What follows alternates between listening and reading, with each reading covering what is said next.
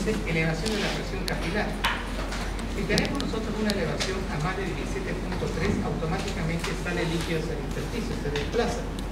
Y miren esto, disminución de la resistencia esfínter precapilar. Entonces, ¿a qué se refiere ese concepto? A que acá el esfínter precapilar tiene esta forma, ¿no es? Entonces va a haber algo acá que produzca una reducción de esta resistencia. Entonces tenemos una vasodilatación, aumento de la presión venosa, aquí, insuficiencia cardíaca derecha, esto ya es 10, esto es 30, esto va a ser 40. Entonces, al subir la presión de la vena, automáticamente esta presión capilar va a ir aumentando y tenemos salida de líquido hacia el intersticio. ¿Y cuál es el ejemplo de esto? Insuficiencia cardíaca. Entonces, en insuficiencia cardíaca tengo aumento de la presión venosa, eso genera una resistencia, es decir, es una presión que se opone al flujo de sangre, a la presión capilar, y automáticamente eleva hasta acá. Y aquí decimos distensión capilar por incremento del volumen vascular. Esto no lo vimos en la clase anterior, ese concepto no vimos. Dice distensión capilar. En la primera era relajación del esfínter precapilar. Ahora dice distensión capilar por incremento del volumen vascular. Señores, hay una patología que es la insuficiencia renal crónica, donde el riñón no elimina agua. Por lo tanto, los volúmenes de agua están aumentados. Hay una hipervolemia. Entonces el paciente empieza a retener agua. Al haber hipervolemia, aumenta, llega más sangre acá, con más presión, y se distienden estos capilares y empieza a haber fuga de líquido. Todo paciente con insuficiencia renal crónica, todo paciente con insuficiencia renal crónica, está con la cara hinchada, con las piernas hinchadas, con presión arterial 140, 150. ¿Cuál es la explicación? El tercer concepto. Hay una distensión de los capilares. Causa-efecto. Hipervolemia. O sea, imagínense que yo aquí estoy, le abro más el grifo. Estamos regando con una manguera. Le abrimos más el grifo y va a llegar sangre con más fuerza. Se van a distender los capilares y va a haber fuga de líquido hacia el espacio intersticial. En los tres, ¿qué tienen en común? ¿A qué llevan? A un aumento de la presión capilar. Consecuentemente, desplazamiento de líquido hacia el espacio intersticial. Ahora, acá dice elevación de la presión capilar generalizado. Esto de generalizado es para referirnos a cuando tenemos un aumento de la presión capilar, ya sea por insuficiencia cardíaca, ya sea por insuficiencia renal crónica, ya sea por cirrosis, ¿no? Generalizado. Al final me va a llevar al concepto anacerca, ascitis, derrame pleural, edema en miembros inferiores, edema en escrotos, etc. En cambio acá voy a tener una elevación de esta presión, pero localizada. Y para referirme a la urticaria y para referirme a la tromboflebitis. La tromboflebitis, en la clase anterior vimos acá la obstrucción de un coágulo en la vena. Y pusimos el ejemplo de la arteria femoral, perdón, vena femoral, y aquí teníamos un coágulo, es periférico, no es el edema generalizado, es en un miembro.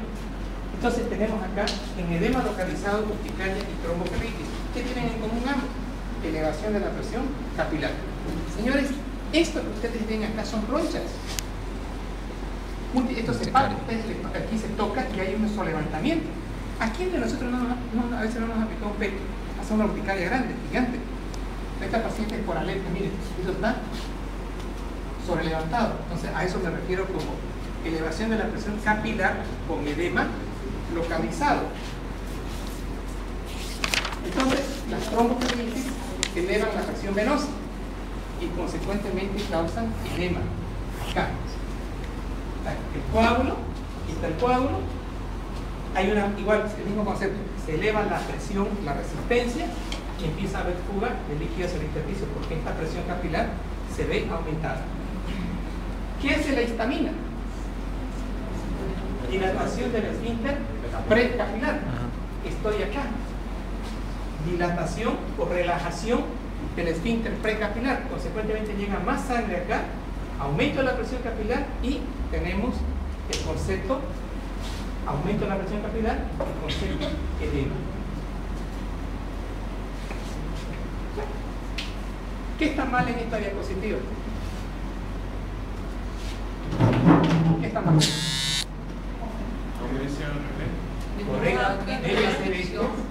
Es decir, primero, exacto, primero voy a tener el aumento de la presión.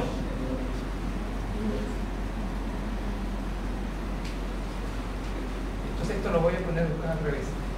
Bien, ahora, elevación de la presión capilar, un edema localizado ya vimos, elevación de la presión, ya vimos esto. Señores, elevación de la presión con contracción es más alta. Este paciente tiene ascitis, edema en los escrotos y edema en miembros inferiores. Este es un cuadro, la nasal que es un edema generalizado. Esto es lo mismo que hemos hablado en el transcurso de toda la clase, para decir que en el lado arterial, miren ustedes las tendencias a filtrarse, y en el lado venoso, porque las presiones van cayendo, las tendencias son a absorberse. En el edema generalizado, ya habíamos analizado esta retención de agua y sodio, que era para decir elevación de la presión, mejor dicho, distensión de los capilares, para referirme básicamente a la insuficiencia renal crónica. Pero también podría hablar de lo que vendría a ser la insuficiencia cardíaca. O sea, la insuficiencia cardíaca tengo, mire, distensión de los capilares junto con la insuficiencia renal crónica lleva a un aumento de la presión capilar. Pero ¿qué más tiene? Fíjense, ¿qué más tiene la ICC? Congestión venosa. Entonces, cuando hablamos de ICC, estoy hablando aumento de la presión venosa, aumento de la resistencia, aumento de la presión. Una explicación. Y la otra, la misma insuficiencia cardíaca hace que llegue aquí más volumen, o la insuficiencia renal crónica, y produce distensión de los capilares y aumento de la presión. En común, ¿qué tiene? Lleva aumento de la presión capilar, consecuentemente edema. La vasodilatación de los vasos sanguíneos superficiales causa esto, aumento de la presión capilar, y causa también edema en las manos y en los pies. ¿Qué anotamos aquí con amarillo? En la insuficiencia cardíaca derecha, la sangre se acumula en todo el sistema venoso, lo que ocasiona congestión venosa y edema en las extremidades inferiores. Aquí falta una palabra, lo que ocasiona congestión venosa y resistencia, llevando al edema en las extremidades inferiores. ¿Qué significa resistencia? Yo voy a hacer el papel de presión capilar. La presión capilar lo que hace es empujar la sangre hacia aquí, hacia el lado venoso. ¿Por qué la logro empujar? Porque aquí yo tengo 17.3, aquí tengo 10 y aquí tengo 0. Si ustedes ven, es descendente. Ahora estamos en una ICC. Aumentó la presión venosa. Esto es 17.3, ahora ya no es 10. Para que esta presión cause resistencia, ¿cuánto tiene que ser en relación a esta de acá? 17 o mayor. Correcto. Mayor a Entonces, el 10 ya no va a ser 10. ¿Cuánto va a ser? Póngale 20. Entonces, si yo le pongo 20 acá, ustedes no tienen duda. Si yo quiero para empujar, tengo que vencer esta resistencia, ¿cierto? Entonces, todo lo que sea congestión venosa, en este caso por ICC, me está generando una congestión venosa y me está aumentando la presión capilar. Consecuentemente, vamos a tener el que se conoce como el nombre de edema generalizado. Edema por un balance positivo. Estoy hablando dos patologías. Ya mencioné un poquito hacia atrás. Hablamos de insuficiencia renal crónica y estoy hablando de insuficiencia cardíaca congestiva. Y dice balance positivo. Estamos diciendo de que el balance positivo es cuando nosotros tenemos dentro del sistema del volumen arterial efectivo circulante más agua, más volumen. Nosotros deberíamos tener 1,5 litros de orina y 1,5 litros de ingreso. Entonces eso es un balance equilibrado. Si hace calor, tomo más agua, pero si hace calor, pierdo más agua por la transpiración. Tengo mi balance equilibrado.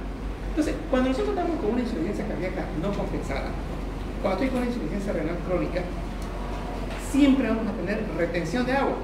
Ahí dice edema por balance positivo. Entonces, en la insuficiencia cardíaca, sí, el gasto cardíaco está bajo. Esto me va a causar mala irrigación renal Y es lo que vimos hace rato. ¿Qué se activa? El sistema renina-angiotensina. ¿Y qué se ocasiona? Retención de sodio.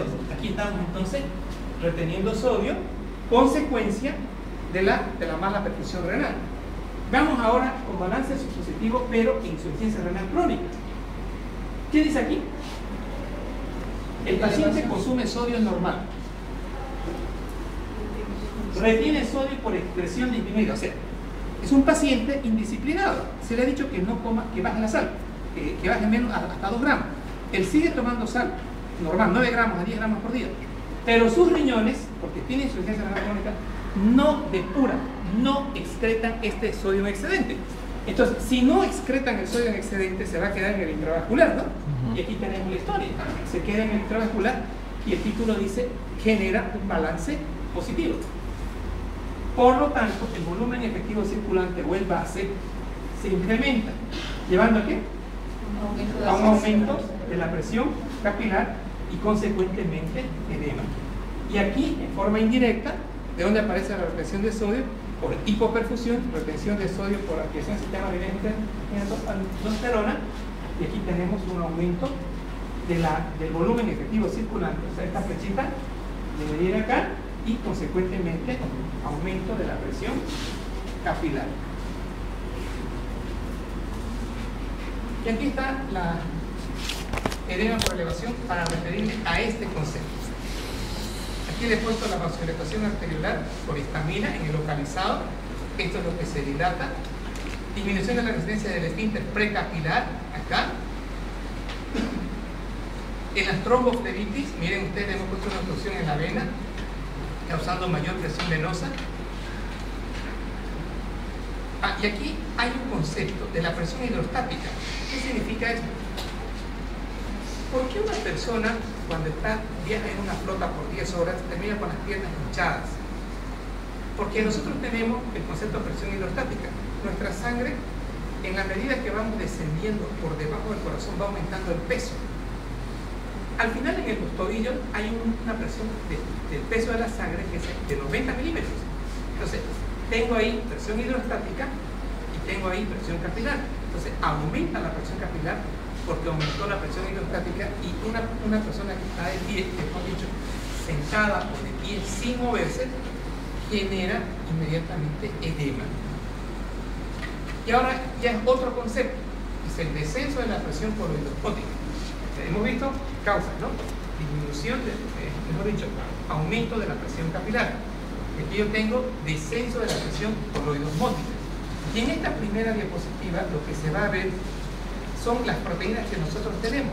Estamos hablando que la albúmina, la más pequeña de las proteínas hemáticas, tiene un peso molecular de 69.000 nanomoles. El gas industrial habla de 65.000, pero ustedes ven es pesadita la proteína. Las globulinas tienen cercano a los 140.000. Pero miren el fibrinógeno, ¿cuánto pesa? 400.000. En virtud de ese peso molecular más bajo, 1 gramo de albúmina tiene casi 2 veces más moléculas de actividad osmótica que el fibrinógeno. Por eso decimos que tiene una presión coloidosmótica, coloidosmótica. Tiene la capacidad de absorber agua. La cantidad de albúmina es de 3,5 a 4,5 gramos por decilitro, es mayor que la globulina y mayor que el fibrinógeno.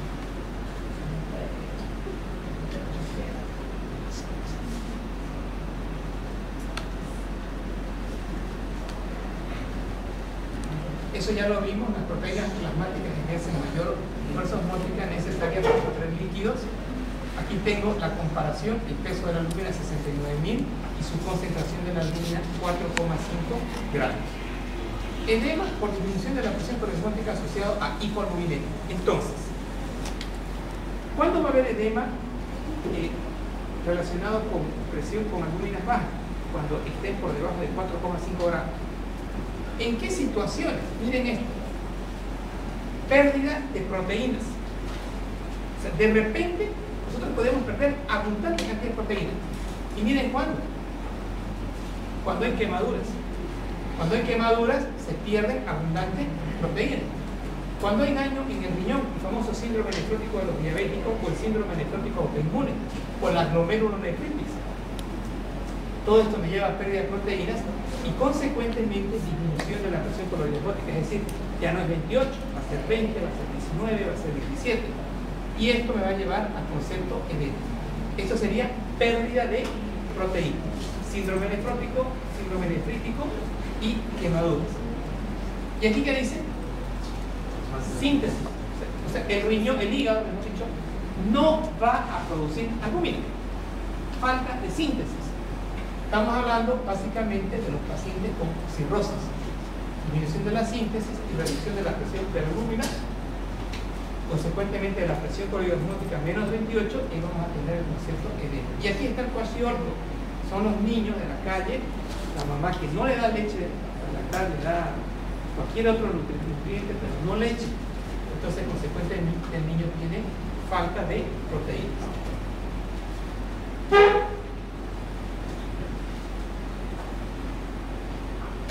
Aumento, donde dice aumento de la permeabilidad capilar.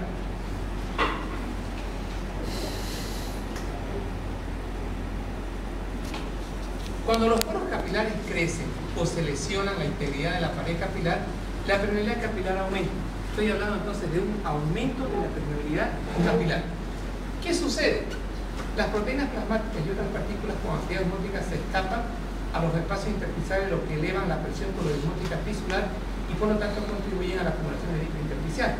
Entre los trastornos que aumentan esta permeabilidad capilar figuran las lesiones por quemaduras, congestión capilar, la inflamación y las reacciones inmunitarias. Señores, vamos a ir de atrás para adelante. Acá, ¿cuánto es la presión? ¿Dónde está esto es A, esto es B y esto es C? En ese texto anterior, ¿de quién estamos hablando? ¿De A, de B o de C? De A. Fíjense lo que dice el texto.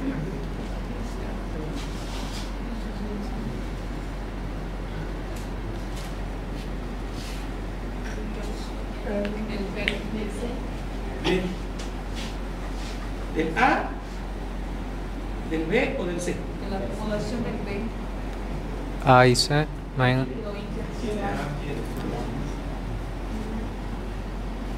¿De esto? Falso. Porque la pregunta sería, ¿de dónde aparece el -3 de presión negativa intersticial? Esto se llama vasos linfáticos. Los vasos linfáticos son aspiradoras. Aspiran el líquido y al aspirar generan una presión negativa. ¿Qué es este 8? Presión oncótica intersticial. Ahora lean el texto. ¿Qué pasó con esta presión oncótica intersticial? Se elevó. ¿Por qué se elevó? ¿Por qué se elevó? No. Aumento No es por disminución de proteínas. ¿Por los qué poros. se eleva la presión oncótica intersticial? Aumenta la ¿Qué? Aumento del crecimiento de los poros. Lean el texto. A ver, lean el texto. Ahí dice. Fíjense. Por su actividad o la No. ¿Cómo es que aquí empiezan a aparecer ahora más proteínas? por el aumento de la presión. A ver. El -8 es porque hay cierta permeabilidad capilar para algunas proteínas. -8. Pero ahí dice El aumento de la presión se eleva. ¿qué dice aquí? Crece o se lesiona. Acá miren. Se lesiona la integridad de la pared capilar, lo cual genera aumento de la permeabilidad. Entonces, para que ese -8 sea -20, -15, ¿qué tiene que pasar con el endotelio? Aumentar el tamaño de los poros. Con una palabra, que no sea aumento de la permeabilidad. Lesión, otro sinónimo. Daño. Entonces, tres sinónimos hemos aprendido ahora. Hay un compromiso de la integridad capilar. Hay un daño del endotelio. O hay una lesión del endotelio. Al final, las tres que causan aumento de la permeabilidad. Entonces, para que tengamos nosotros mayor proteínas en el espacio intersticial, tenemos que tener un daño de la pared del endotelio, lo cual va a generar automáticamente fuga de plasma hacia el intersticio. Bien, ¿qué dice acá? Estamos hablando de quién, del leucotrieno, que ya lo mencionamos en la clase anterior, y estoy hablando de prostaglandinas. Eso me causa daño del endotelio y consecuentemente más fuga de proteínas. Las quemaduras, sí, la quemadura en forma directa me va a dañar también el endotelio. Y la inflamación como la sepsis y algunas reacciones inmunitarias. Señores, un paciente con artritis reumatoidea, un paciente con lupus, tiene las articulaciones edematizadas. ¿Por qué? Porque esa reacción, esos inmunocomplejos, ¿qué producen? Daño del endotelio, consecuentemente fuga de proteínas hacia el intersticio. Y aquí tengo el resumen. Aumento de la permeabilidad capilar. O sea, definitivamente tiene que haber daño del endotelio, que se va a traducir como que va a llevar a un aumento de la permeabilidad capilar. Entonces, las reacciones inmunológicas tipo lupus, tipo artritis reumatoidea, ¿qué causan? Lesión del endotelio. Bien. Consecuentemente, se produce aumento de la permeabilidad capilar. Las reacciones alérgicas tipo histamina, edema anginerótico, inyectamos una penicilina al paciente, desgraciadamente era súper alérgico. Empieza a haber aumento de la permeabilidad capilar, fuga de líquido de proteínas hacia el intersticio, consecuentemente, ¿qué dice aquí? Aumento de la presión corodesmótica tisular. Este aumento de la presión corodesmótica tisular va a hacer que empiece a haber fuga de líquido hacia el espacio intersticial. Eso se va a traducir como edema. Y aquí tendríamos un edema de tipo localizado, ¿no? También. Esto puede ser localizado y el angioedema ya es un edema generalizado. Capilares sistémicos, anafilaxia, sepsis y los capilares locales que pueden causar inflamación. Al final, aumento de la permeabilidad. En cualquiera de estos procesos inflamatorios, en este caso, en la anafilaxia, se va a liberar histamina. Y en la sepsis, los leucotrienos y las prostaglandinas. Al final tengo vasodilatación precapilar y tengo también un aumento de la presión hidrostática capilar. Entonces, vean ustedes aquí, cuando veíamos edema generalizado y localizado, en el localizado veíamos cómo la histamina causaba ronchas, ¿no? Eso genera vasodilatación precapilar y aumento de la presión capilar y también va a aumentar el edema. Entonces, son dos mecanismos, uno por aumento de permeabilidad y otro por aumento de la presión capilar. ¿Qué es anafilaxis? Es una reacción alérgica extendida en el aparato vascular y tejido cercano que obedecen a la liberación de histamina. ¿Está mal eso? ¿Está mal eso? Histamina. Histamina.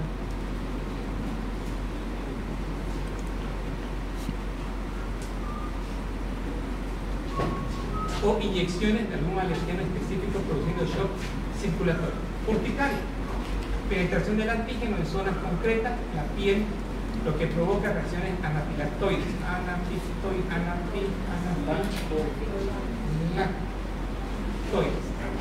Eritema y tumefacción cutánea, es decir, es el abonco que se palpa. La fiebre del heno es una reacción alergeno-regina que ocurre en las fosas nasales. Es la persona que se despierta y empieza a estornudar y empieza a salirle líquido como que estuviera resfriado, fiebre del heno. El asma aparece en personas alérgicas, las reacciones se producen a nivel de los bronquios. Los mastocitos liberan sustancias de reacción lenta de anafilaxia que son los leucotrienos, que producen espasmos en la musculatura lisa y en los bronquios. Señores, esto es una anafilaxia. Miren estos párpados, miren esta espalda, la garganta también viene por así. Miren esto, esta era la foto con su anafilaxia y miren con sin anafilaxia. Miren ese abón. Y la otra de las causas de edema, obstrucción de los vasos linfáticos. Señores, tengo los vasos linfáticos obstruidos. ¿Quién Cuando el vaso linfático, ¿qué presión genera? Presión negativa. La negativa intersticial menos 3.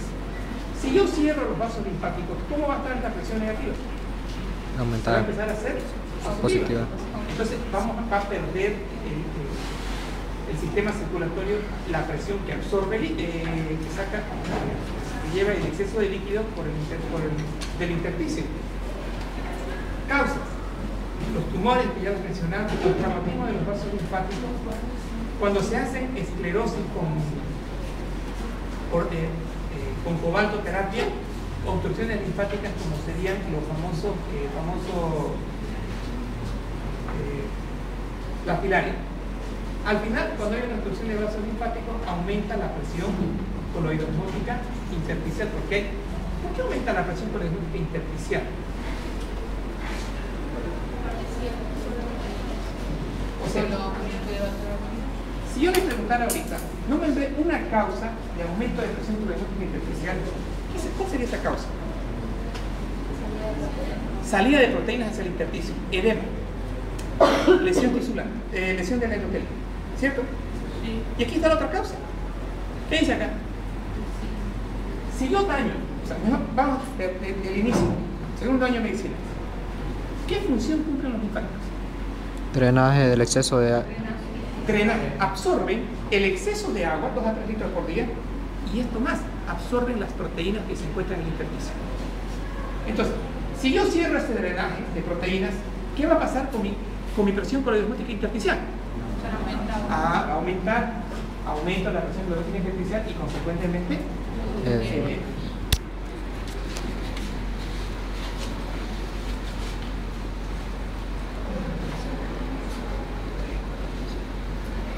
¿ven la diferencia entre esta y esta? Miren abajo. Abajo dice Karen, ¿no? ¿Y qué dice? Esta diapositiva ya le hice hacer con Jocelyn el sábado. Miren la diferencia. Elevación de la presión capilar, todas las causas que acabamos de ver. Disminución de la presión coloidosmótica, intravascular, aclarando, intravascular. Aumento de la permeabilidad y obstrucción de flujo linfático. Señores, cuando a una persona le sacan un cáncer de mama, le vuelan los linfáticos. Eso es lo más común que se ve. A la señora hay que sacarle la mama y encima sacarle todos los vasos linfáticos. ¿Y saben qué le dice el paciente cuando lo visita? Doctor, no me tome la presión de acá. Uno le mira y son unos brazos gruesos. ¿Por qué? Obstrucción de flujo linfático, mayor cantidad de proteínas en el intersticio, consecuentemente edema. Esto es lo que más se ve. O en los cánceres. Es un cáncer. El cáncer generalmente al final toma linfáticos.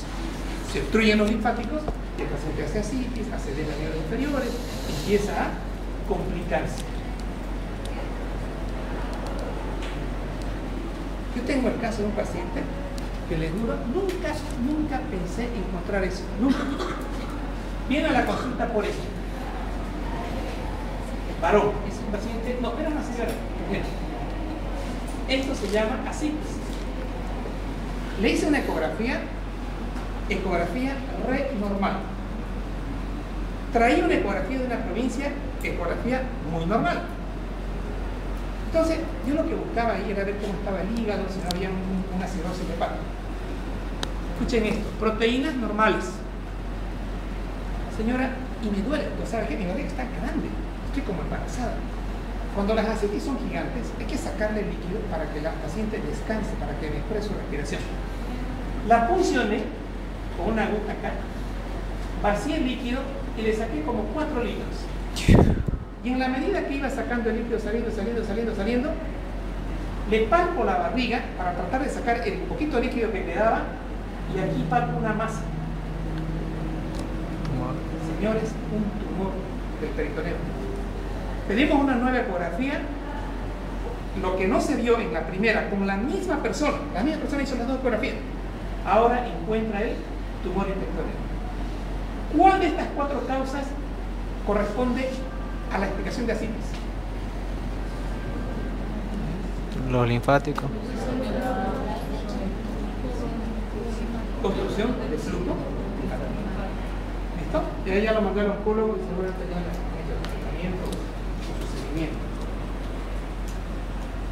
Ese es otro resumen de todo lo que hemos venido viendo. Y esta diapositiva es la original. Se las estoy poniendo para que vean si le falta algo acá. Señores, ¿en qué termina esta diapositiva? Está de amarillo. En la palabra edema, ¿cierto? Esto está relacionado con falta de proteínas, ¿no? Síndrome nefrótico. O sea, hemos dicho eliminación de proteínas a través del riñón. O sea, exceso de eliminación. Disminución en la síntesis de proteínas. La insuficiencia cardíaca. Aquí estaba lo que les decía. Aumento de la presión venosa central, aumento de la presión capilar, automáticamente trasudación. La palabra trasudación es el término correcto. Yo he empleado esta palabra. Salida de plasma. Fuga de plasma, salida de plasma. El término correcto es trasudación. ¿Vamos? El término correcto es trasudación. Por lo tanto, ¿a qué lleva esto? Del volumen intersticial, la trasudación y consecuentemente edema. ¿Qué genera esto? Aquí, ¿qué palabra han aprendido ustedes? Aquí, ¿qué otra palabra podríamos poner como sinónimo exacto? Base.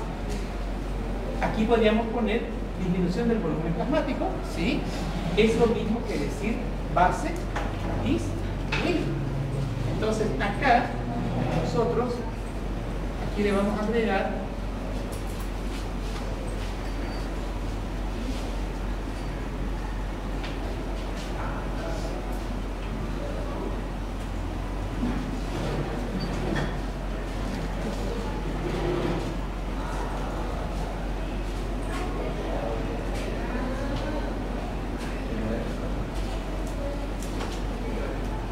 entonces ahí tenemos base disminuir. ¿A qué lleva el base? Sí, o sea, esto lleva un mecanismo de retroalimentación menor perfusión renal, consecuentemente liberación del sistema renina angiotensina aldosterona, y aquí tengo retención renal de agua y de, no, mejor dicho, de sodio y de agua. Ahora, señores, esto vimos en el concepto del factor natriurético auricular. Cuando hay insuficiencia cardíaca, este factor natriurético auricular se va a encontrar disminuido. ¿Y qué es lo que hace el factor natriurético auricular? Favorece la eliminación de agua. Y si yo tengo insuficiencia cardíaca con factor natriurético auricular disminuido, automáticamente voy a tener menos eliminación de agua. Es por eso que esto está acá, retención de agua. Síndrome nefrótico, hipoalbuminemia, disminución de la presión oncótica, disminución del volumen minuto, disminución del volumen arterial efectivo, activación del sistema renina angiotensina aldosterona, absorción de sodio, y aquí tengo activación de HAT, consecuentemente Retención de sodio y agua. aumento de la presión capilar y edema. Esto lo he dejado para lo siguiente. Señores, esto es lo que les decía. Esto es un cuadro de ascites. Este señor tiene 8 a 10 litros aquí adentro. Y si uno ve sus piernitas, también sus piernas están así. Entonces, vamos a hacer un punto aparte. Voy a hacer un punto aparte para explicar la fisiopatología de la ascitis, de las ascitis relacionadas con pérdida de proteínas, de las ascitis relacionadas con cirrosis específicamente. Entonces, hay una fisiopatología, ascitis y cirrosis. La ascitis se debe fundamentalmente a una alteración de la capacidad del riñón de excretar sodio en la orina. Ya, sabían eso. Varias teorías han sido propuestas para explicar esta alteración de sodio asociada a ascitis, siendo la más aceptada la denominada teoría vasodilatadora. Y miren cuándo salió ese artículo. El año pasado. Entonces, cuando nosotros hablamos del concepto ascitis, lo primero que se tiene que poner en su cabeza es dos aspectos: teoría vasodilatadora con retención de agua y sal. Ese es el primer concepto que tienen que tener claro. Señores, en la cirrosis, estamos hablando de fisiopatología de la citis, pero aquí está incompleto esto.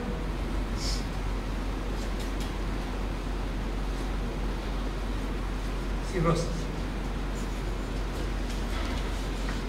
A eso me estoy refiriendo, específicamente. No estoy hablando de la citis de la insuficiencia cardíaca. No estoy hablando de la citis del síndrome nefrótico. Estoy hablando concretamente de la citis y cirrosis.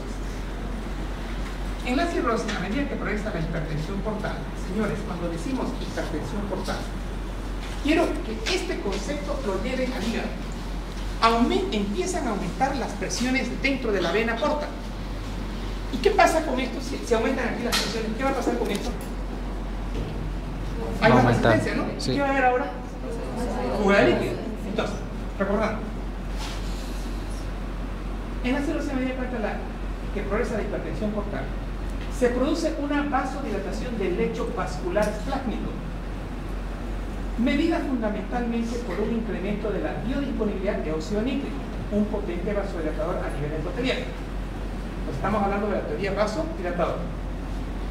La vasodilatación esplásmica provoca una disminución del volumen arterial efectivo, que es la causa de la activación de los receptores volumétricos arteriales, de los cardiopulmonares y de la activación del sistema simpático y del sistema renal y angiotensina aldosterona. Pregunto al curso. Mejor dicho, lean todo el concepto y me van a responder la siguiente pregunta.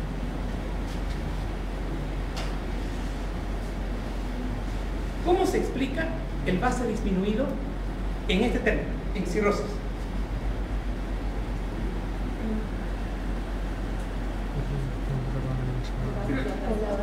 Ya, ¿qué hace la vasodilatación? A ver, perdón, ¿qué primero? Posiciona y así cae la presión. Es menor. Bien. La vasodilatación lleva un aumento de la permeabilidad y No, señores, falso. No dice ahí que hay vasodilatación y aumento de la permeabilidad. Es que usted no tiene ese concepto ligado a inflamación. En inflamación decimos vasodilatación, aumento de permeabilidad. Aquí no. ¿Dónde dice aquí aumento de permeabilidad? ¿Dónde dice? Señores, en sepsis, ¿se acuerdan del óxido nítrico? ¿Qué hace el óxido nítrico? Vasodilatación, disminución del volumen arterial efectivo. Ahora, si yo, fíjense esto, imagínense así, quiero que todos lo vean esto, se lo voy a dibujar en forma horizontal. Este es mi sistema arterial, mi manguera. Aquí vamos a poner líquido normal, los 5 litros de sangre. Si yo hago así, lo vasodilato, ¿dónde pongo la sangre? Aquí, ¿no? O sea, es tanta la dilatación que existe, es tanta la dilatación que el volumen intravascular se pierde. Por eso dice que la vasodilatación mediada por óxido nítrico lleva a disminución del volumen arterial efectivo circulante. Señores, y aquí van a ver ustedes el resumen de lo que sucede cuando hay circulación, volumen circulatorio, volumen arterial efectivo circulante disminuido. 3 fenómenos suceden. ¿Cuáles son? Activación de los receptores volumétricos arteriales, de los cardiopulmonares, activación del simpático y activación del sistema renal y angiotensina aldosterona. Señores, esto mismo también está pasando en sepsis. O sea, todo lo que sea base disminuido automáticamente genera 3 conceptos. Renal y angiotensina aldosterona ya han visto. Lo del simpático lo vieron cuando vimos el concepto de choque, ¿verdad? Había choque hipovolémico, ¿y qué se activa? El simpático. Y estos son los receptores que captan el cambio. Entonces, aquí tengo ahora la siguiente imagen. La retención de sodio provoca una expansión de volumen extracelular que asociada a una baja presión oncótica, ya empieza el concepto oncótico, no permite mantener el agua retenida en el espacio vascular, dando lugar a la formación de ascitis y edemas. Más adelante, en el curso de la enfermedad, cuando la vasodilatación no es intensa, además de la activación del sistema renina angiotensina, se estimula la secreción de ADH y los pacientes desarrollan una hiponatremia dilucional por disminución de la excreción de agua libre en los túbulos colectores del riñón. Señores, pregunto, ¿solo el base disminuido es el causante de la ascitis? Aquí, hasta acá. ¿Qué más hay? No. En la cirrosis, ¿qué no se produce? Proteínas. Entonces tengo un paciente cirrótico que no tiene proteínas. Y por un lado, se activa el sistema renina angiotensina aldosterona y empiezo a ganar agua. Esa agua me aumenta la presión capilar. ¿Y por qué no retengo el agua? ¿Por qué no retengo el agua?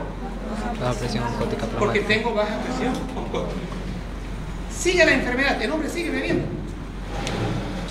En el curso de la enfermedad, cuando la vasodilatación es muy intensa, además de la activación del sistema renina angiotensina aldosterona, se estimula ADH. ¿Qué hace el ADH? Retención del sodio. Absorbe agua. Y si absorbemos agua, ese sodio lo vamos a diluir. Y los pacientes desarrollan una hiponatremia dilucional por disminución de la excreción de agua. O sea, le echamos más agua al intravascular. Pero el sodio sigue siendo el mismo, solamente que está mal. Exacto. Son las hiponatremias hipervolémicas. Hiponatremias hipervolémicas. Tengo mucho volumen